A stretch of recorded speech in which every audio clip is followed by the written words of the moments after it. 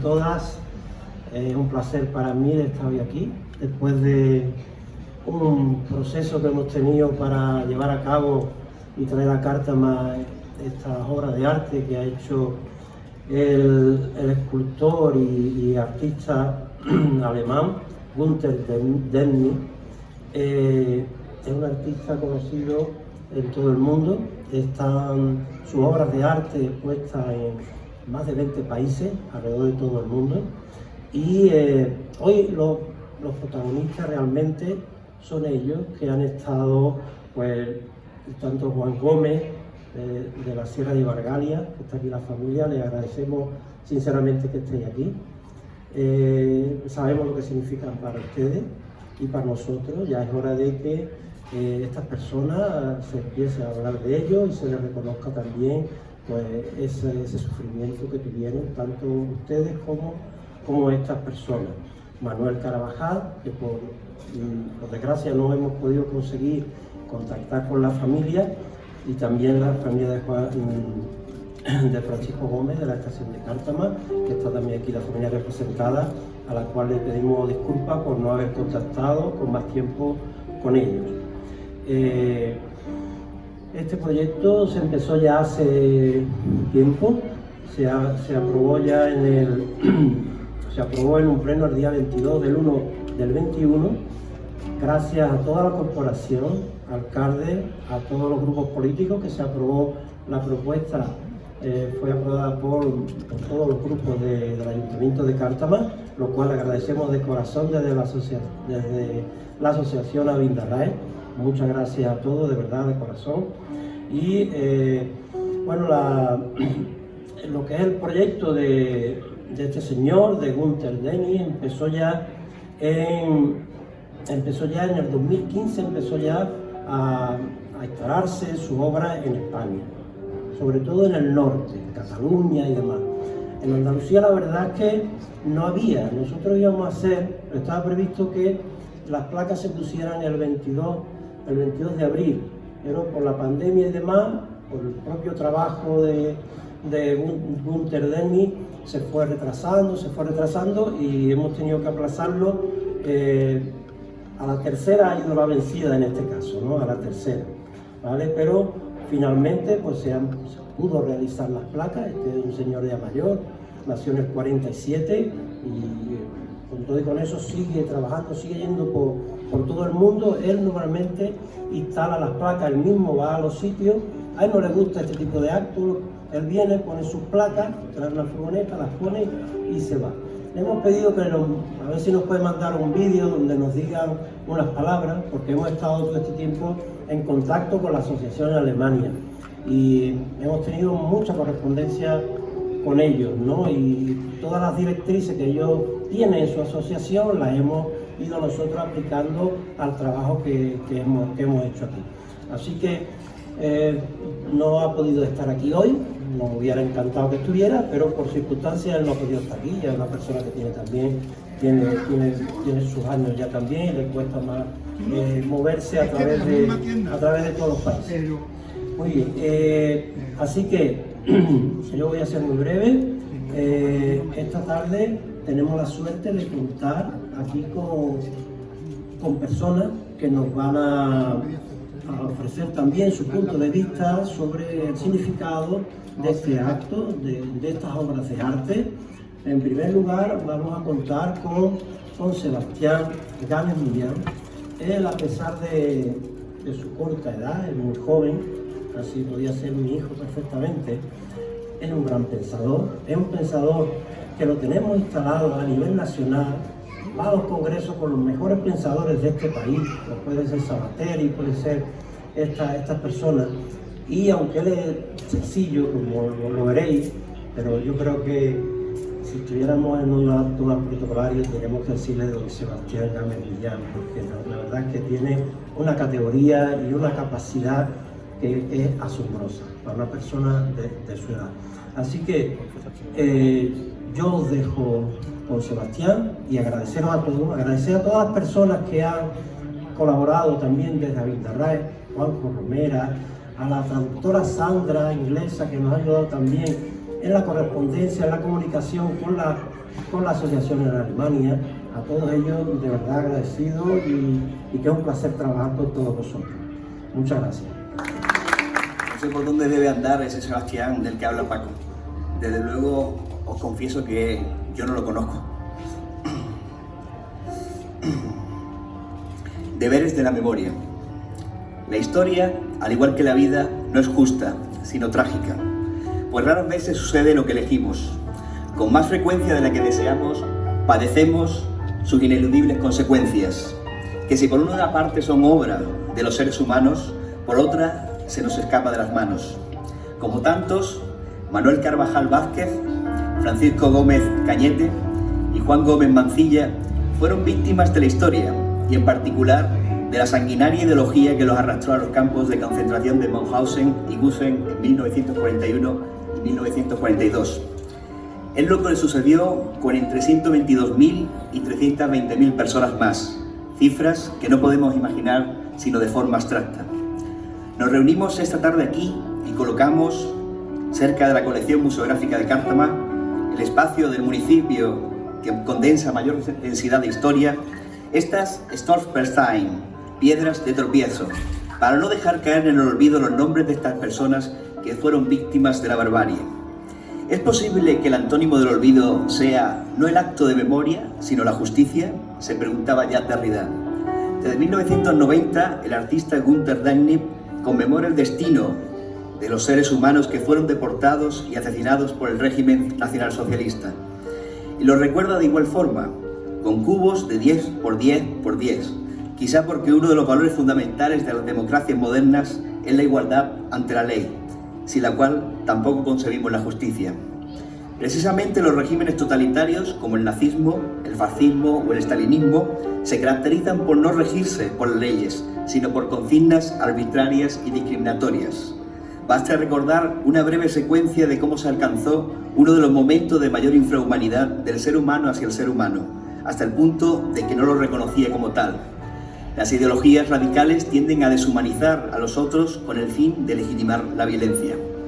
El 1 de abril de 1933 se decretó el rechazo a los comercios judíos. 6 meses después, una ley los excluía de cualquier función pública. El 15 de septiembre de 1935, las leyes de Nuremberg, que impedían a los judíos la nacionalidad alemana, les prohibían el matrimonio y las relaciones sexuales con alemanes. De súbito, 500.000 personas quedaron privadas de nacionalidad. En la noche del 7 al 8 de noviembre de 1939, conocida como la Noche de los Cristales Rotos, comercios, propiedades y sinagogas fueron asaltados e incendiados en toda Alemania. Murieron 91 personas y unas 20.000 fueron represaliadas y sancionadas. Se trataba de provocar la emigración masiva de los judíos. A partir de 1941, con la solución final, se ejecutaron unos 6 millones de personas en el Holocausto. Además del Estado de Derecho y la consecuente igualdad, justicia de los ciudadanos, otro valor fundamental de las democracias modernas es el pluralismo, que no debe confundirse con el relativismo. Dado que la naturaleza es diversa y los seres humanos también lo somos en muchos aspectos, creencias ideológicas y religiosas, inclinaciones sexuales, gustos, no existe un único estilo de vida adecuado de cómo vivir, sino múltiples.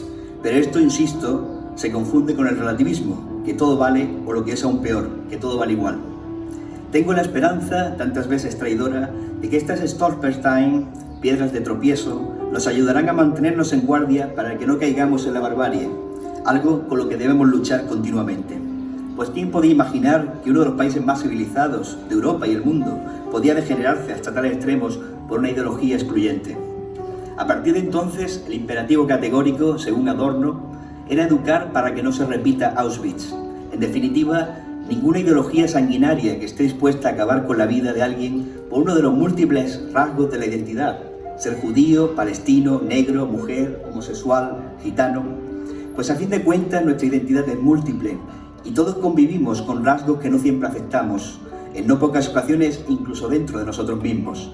Sin embargo, es mucho más tolerante y civilizado convivir en diálogo con ello que expulsarlo o expulsarnos. Y por supuesto, no se debe anteponer el rasgo de la identidad que rechazamos, judío, negro, mujer, homosexual, por encima de la persona, la parte por el todo. La tentación totalitaria se combate con otro fundamento de la democracia, la división de poderes y la división de etiquetas. Antes de concluir, permítanme una consideración hacia el término no exento de ambigüedad y controversia que se ha elegido: memoria democrática. En el año 2000, Paul Ricoeur nos advirtió en La memoria, la historia, el olvido, que no es lo mismo hacer memoria que hacer historia. Hacer memoria, argumentaba, a menudo implica abusar y apropiarse de los relatos de la historia, mientras que la otra, como disciplina científica, aspira a un conocimiento comprobable e intersubjetivo. En palabras de Antonio Machado, ¿tu verdad? No, la verdad. Y ven conmigo a buscarla. La tuya, guárdatela. ¿A qué hemos venido esta tarde aquí? Sino a recordar las injusticias que se cometieron contra Manuel Carvajal Vázquez, Francisco Gómez Cañete y Juan Gómez Mancilla, y a buscar una verdad común, más allá de nuestras irreductibles diferencias culturales y personales, para procurar caminar por la historia sin caer en las mismas piedras del pasado. Gracias. Bueno, buenas tardes. Gracias por prestarme su atención, señor alcalde, señor concejal, autoridades y público en general. Poco que añadir a las sabias palabras de mi compañero. Si me lo permiten, me toca hacer para ustedes una breve aproximación al contexto histórico en el que vivieron estos personajes, ¿no? Y recalco lo de breve aproximación porque por muchos detalles que yo les pudiera dar, nunca llegaremos a imaginar y a hacerles llegar fielmente lo que les tocó vivir, ¿no? Por aquellos años, al principio del siglo XX, mientras Europa se encontraba sumida en la desastrosa Primera Guerra Mundial, España se mantuvo neutral, lo que le permitió, además de no ver cómo se enviaban sus jóvenes a morir a Europa, por si no teníamos bastante con la guerra de Marruecos, el poder abastecer de suministros a los países en conflicto. El fin de la guerra se acogió con tantas ganas que dio lugar a la década conocida como los felices 20. Pero para España supondría la llegada de una profunda crisis que se intentaría paliar primero con la dictadura de Primo de Rivera, a la que le debemos nuestro puente de hierro, que empeoraría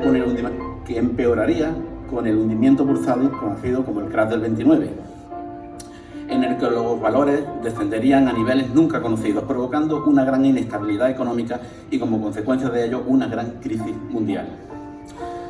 Los países recién salidos de la guerra, acostumbrados como estaban a las penurias, supieron adaptarse a la situación, pero no ocurrió lo mismo en España, donde la depreciación de la moneda hizo que rápidamente los inversores se retirasen ante las previsiones de pérdidas, lo cual llevó a la ciudadanía con pérdidas de miles de puestos de trabajo, tanto en fábricas como en el campo. El gobierno de la nación trató de paliar estos efectos con múltiples medidas, unas más acertadas y otras menos. Para los terratenientes y empresarios españoles bastaba con esperar la llegada de tiempos mejores, defendiendo su patrimonio lo mejor que podían, aunque no tuviesen beneficio. Pero para los millones de familias que dependían de un jornal diario para sobrevivir, aquello supondría un drama grandísimo, ¿no? En este ambiente nacieron y crecieron nuestros protagonistas, al final, al igual que miles de campesinos en todo el país, con las asociaciones agrarias y gremios profesionales que trataban de defender los derechos de los trabajadores, pero poco se conseguía ante una situación de crisis mundial. Y aquellos patronos que veían aumentar sus gastos pero no sus beneficios, poco a poco se irían retirando del mercado. Con el paso del tiempo, las asociaciones serían absorbidas por agrupaciones políticas que cambiarían sus reivindicaciones de derechos para los trabajadores por acusaciones de culpabilidad para sus opositores, lo que caía en la ciudadanía ya desesperada como una provocación a la violencia para eliminar a quienes les oprimían, como única medida para cambiar aquella situación. La llegada de la Segunda República fue acogida con alegría y esperanza por la mayor parte de la ciudadanía, pero hubo sectores que habían perdido la confianza en que la República fuese capaz de reactivar el país, lo que dio lugar a conspiraciones y levantamientos militares que derrocarían al final en nuestra guerra civil. Y una vez acercado al contexto de la época, pasemos a conocer a nuestros tres cartameños.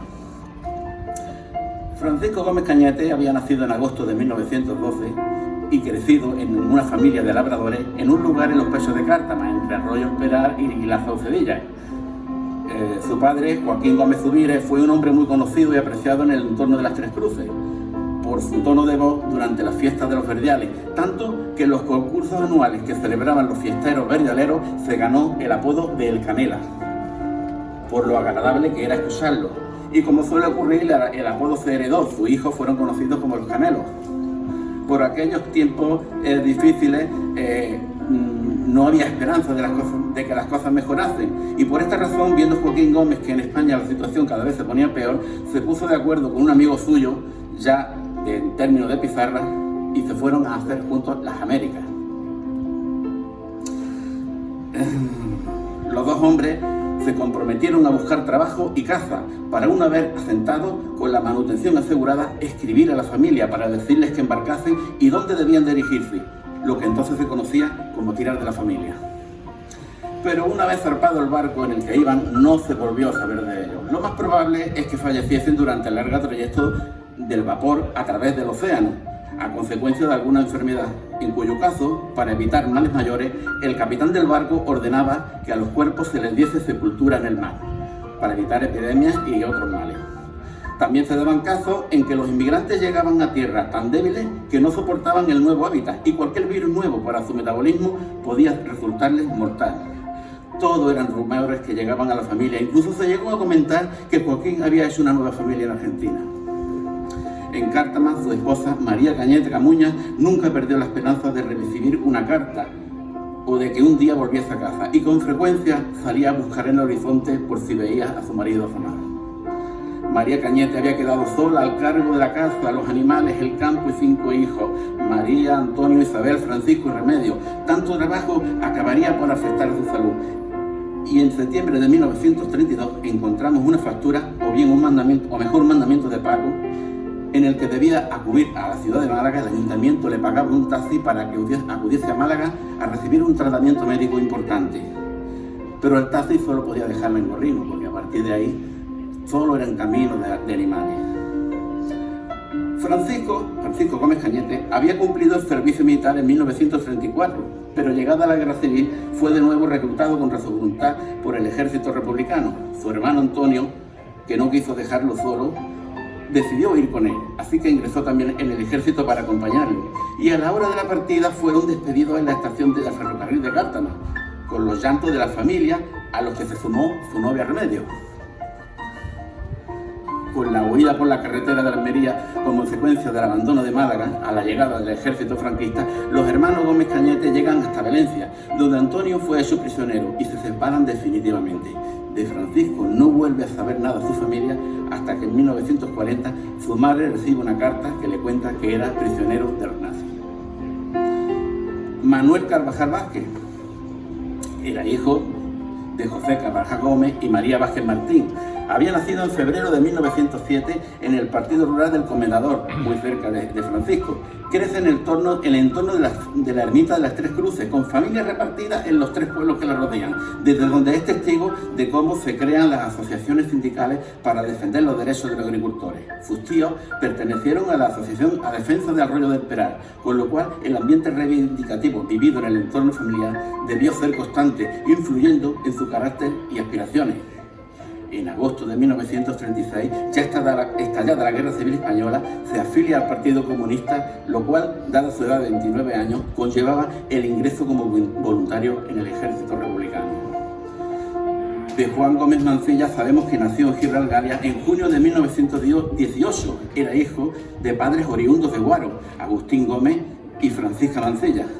Eran familias de jornaleros temporeros que con frecuencia se desplazaban a otros lugares, según la temporada agrícola, al igual que otras muchas familias de aquella zona que se veían continuamente obligados a trasladarse de una localidad a otra a la búsqueda de trabajo. Creció en un ambiente agrícola de constantes reivindicaciones, al igual que Manuel, por los derechos de los trabajadores. Con la llegada de la crisis agrícola fueron los que más la sufrieron los vecinos de Gibraltar, ya que la ley de términos municipales prohibía que ningún jornalero agrícola se le diese trabajo fuera de su municipio, lo cual condenaba a aquellos vecinos a quedar recluidos en las cumbres de su sierra sin posibilidad de encontrar sustento. De sus hermanos mayores, José y Manuel, sabemos que había cumplido servicio militar obligatorio en Marruecos en 1926, con lo cual podemos imaginar que las anécdotas sangrientas serían muchas. Al estallar la Guerra Civil Española, Juan Gómez ya tenía 18 años de edad, pero por aquellos años se reclutaba a los jóvenes para ingresar en el ejército con 20 años, lo cual nos indica que ingresó como voluntario en las milicias.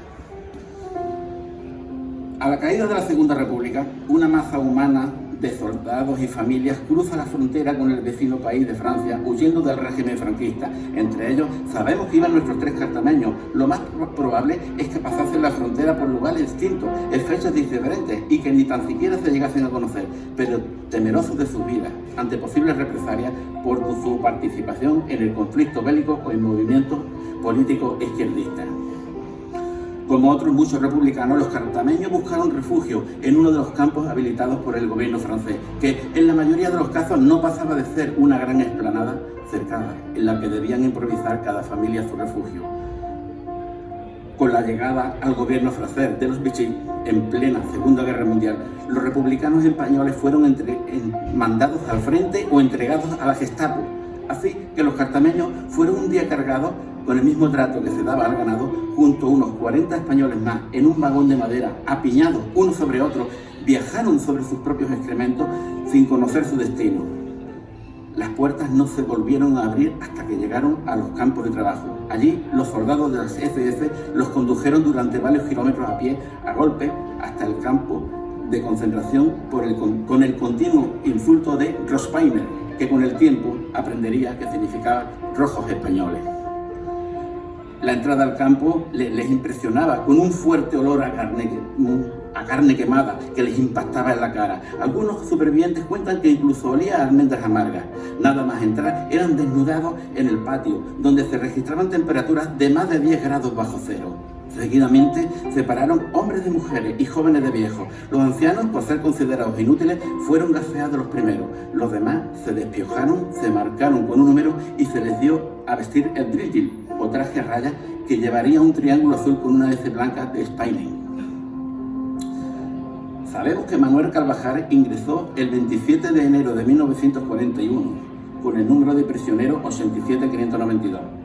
Juan Gómez Mancilla ingresó en el campo nazi el 30 de agosto de 1940 con el número 75730.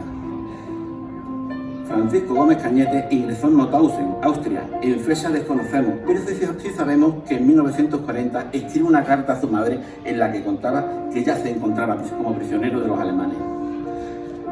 Es difícil saber cómo murió cada uno de ellos. El trabajo era muy duro y los presos apenas pesaban 30 kilos por el hambre. Puede que fuese picando en las profundidades de las canteras o subiendo los cientos de peldaños de acceso a las mismas, donde también murieron mucho de agotamiento, o por la noche, mientras dormían en el barracón, donde también fallecían de frío. Por la transcripción que se ha hecho de los documentos recogidos por los aliados al liberar los campos, sabemos que Manuel Gómez Carvajal falleció el 9 de abril de 1942 en Gusen, Austria, con 35 años de edad. Juan Gómez Mancilla falleció el 3 de septiembre de 1942 también en Gusen, con 24 años de edad. Francisco Gómez Cañete falleció el 22 de abril de 1941 con 29 años, mientras en Cártama su familia no había perdido la esperanza de que un día regresara y no dejaban de escribir cartas al consulado alemán. Pero no habría respuestas hasta 1962, en que recibieron una carta de Cruz Roja Internacional comunicando que Francisco Gómez Cañete había fallecido en Mauthausen. Su madre, María Cañete, se negó a creerlo y así murió.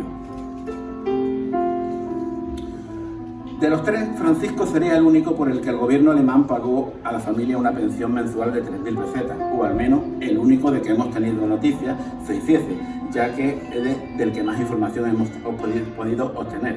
El Ayuntamiento de Cártama quiso perpetuar su memoria en un sentido homenaje público que se reservó para el Día de Andalucía de 2006 y poniendo su nombre a una de las principales avenidas de la estación de Cártama, que se inauguró con presencia de la familia el 7 de marzo de 1907.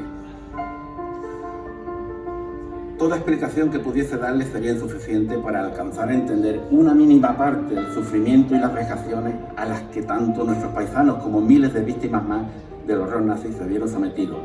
Y por esta razón no les cansaré más con crueles detalles para que este día de homenaje siga siendo un día de celebración. Sin embargo, para aquellos que quieran conocer más sobre cómo vivieron el holocausto nazi los prisioneros españoles, les recomiendo la lectura de un pequeño libro bibliográfico fácil de leer, que después de leer varios libros y varios artículos, leí este libro y decidí que ya no quería leer ninguno más.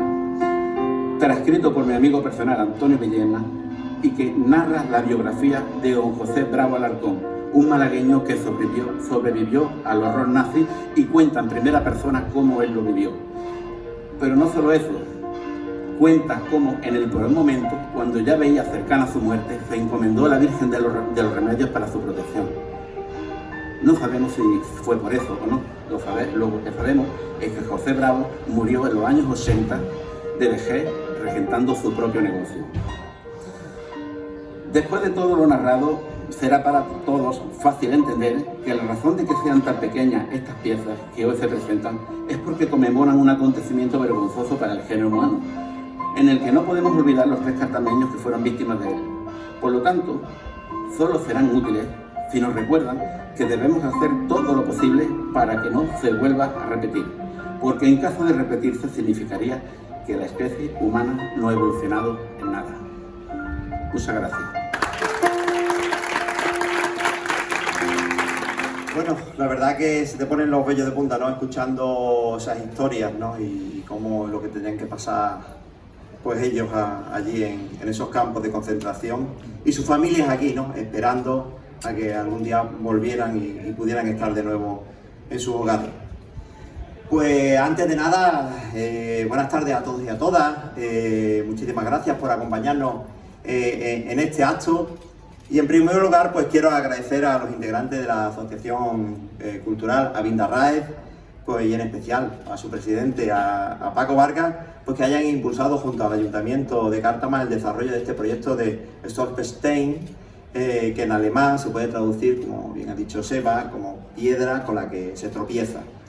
Todo esto comenzó pues en una reunión que mantuvimos con la asociación pues a finales de 2020, ya hace 2 años, ¿no? Prácticamente, en la que conocimos pues con detalle este bonito proyecto que puesto en marcha a nivel internacional por el artista Guten Denning.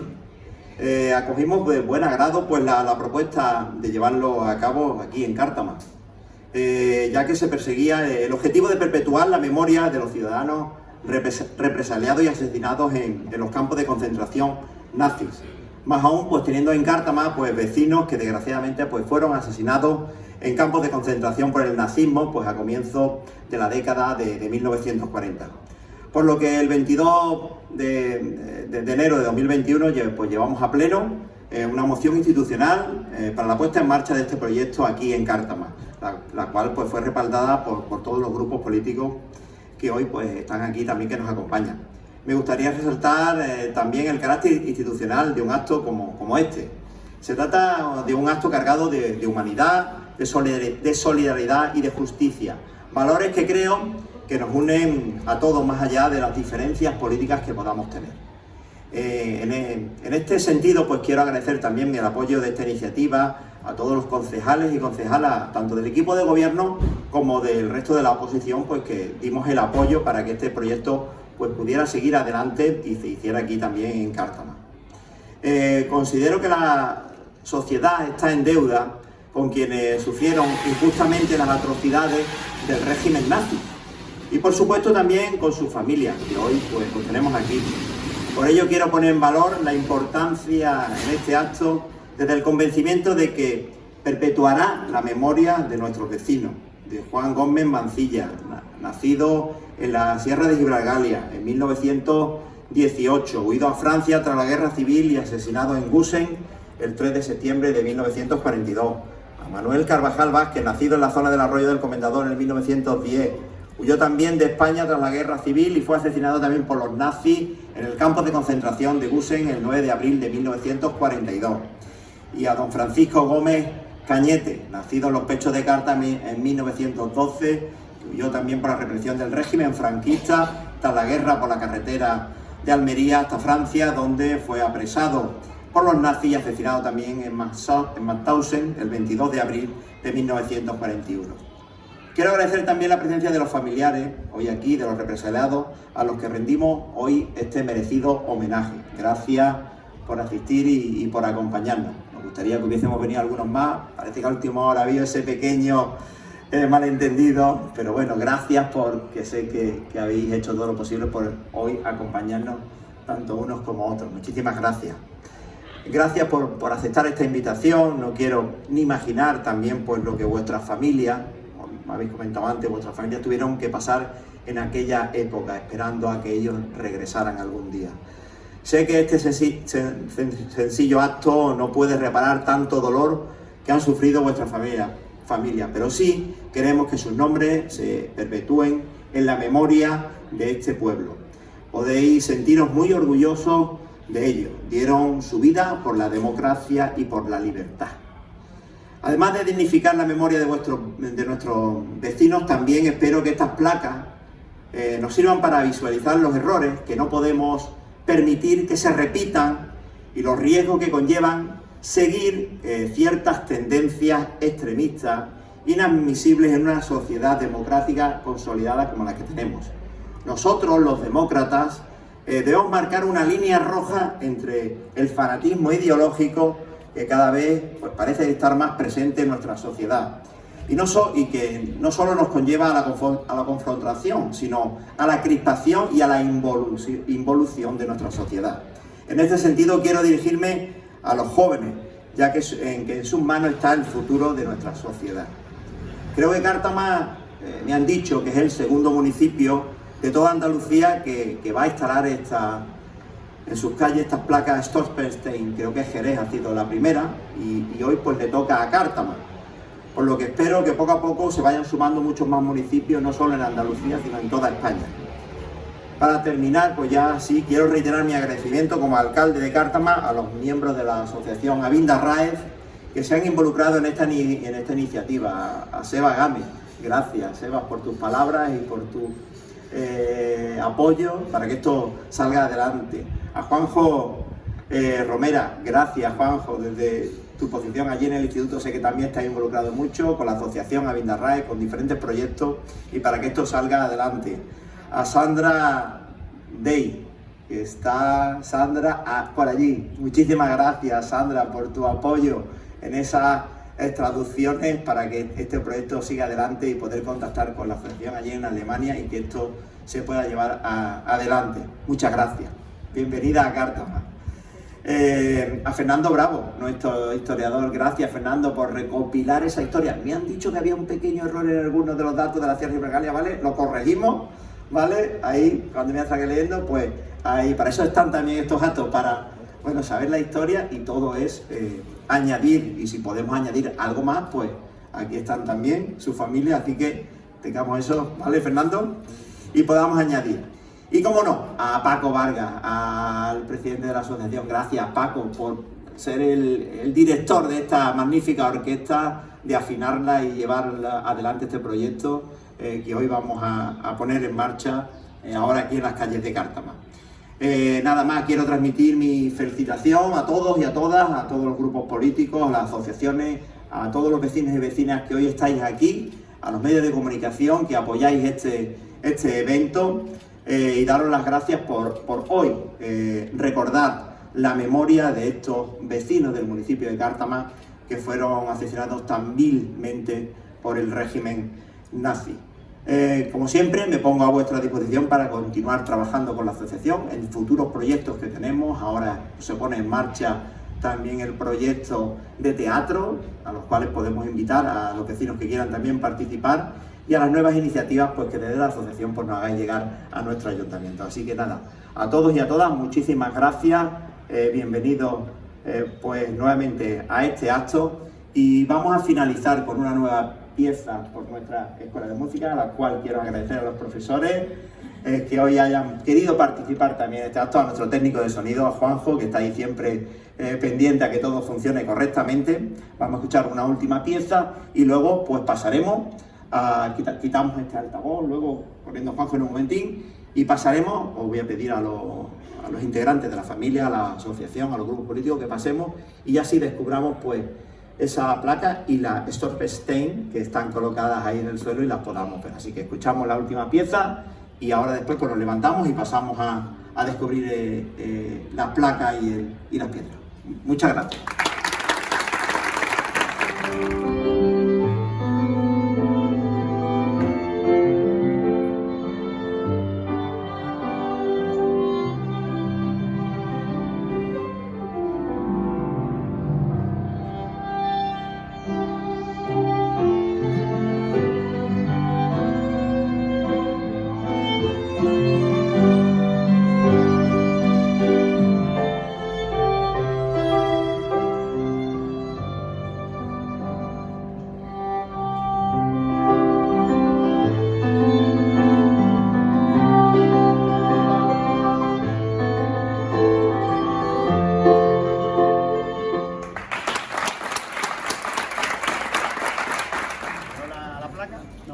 La primera piedra. Para agacharos aquí. Para agacharos, venga. Pues aquí en primer lugar hemos querido, bueno, pues colocar estas Stolperstein, ¿vale? Son estas piedras que ahora vais a poder comprobar, estas por el artista que nos mandaron directamente de Alemania. Y luego hemos querido acompañarnos por este pequeño monolito donde además representamos y queríamos explicar también el proyecto, que no se quedara solamente en la imposición de las placas, que es lo que realmente el proyecto dice.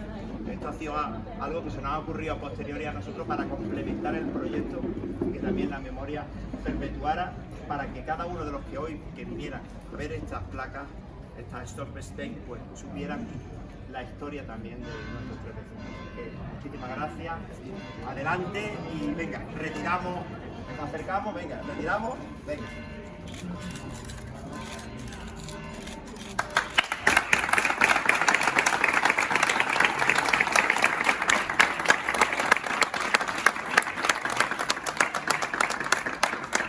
Pues aquí está en Cártama Francisco Gómez Cañete, nacido en 1912. Exiliado a Francia, internado en Argyll, deportado en 1940 en Mauthausen, asesinado el 22 del 4 de 1941. En Cártama vivió Manuel Carvajal Vázquez, nacido en 1910, internado en 1941 en Fall-Wostentel, deportado a Gusen, asesinado el 9 del 4 de 1942. En Cártama vivió Juan Gómez Mancilla, nacido en 1918, exiliado en Francia, internado en 1940 de prisión de Hammerstein, deportado a Gusen, asesinado el 3 del 9 de 1942. Estas son las Stolperstein, ¿vale?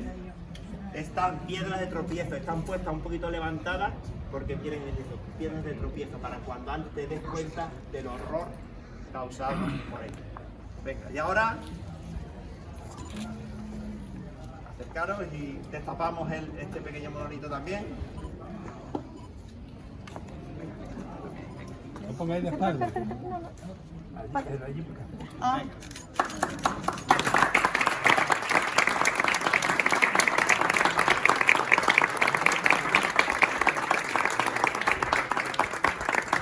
acompañar este proyecto, no estaba incluido en el proyecto original del autor, pero sí hemos querido acompañarlo con sus nombres y una pequeña reseña histórica, lo que hemos leído y lo que Francisco Bravo pues también nos ha hecho llegar, y la información del proyecto en un código QR también, para que conozcan el proyecto a todos los vecinos, ¿no? Y aquí, bueno, pues están los tres nombres y una breve reseña pues, de lo que es. El municipio de Cártama participa en el proyecto internacional Stolperstein del artista Gunther Denning, en el recuerdo de los vecinos de Cártama que fueron deportados y asesinados en diferentes campos de concentración nazis durante la Segunda Guerra Mundial. Pues Francisco Gómez Cañete con la historia, Manuel Carvajal Vázquez con su historia y Juan Gómez Mancilla también con su historia. En Cártama a 15 de septiembre de 2022, para que la barbarie nazi nunca se olvide. Gracias.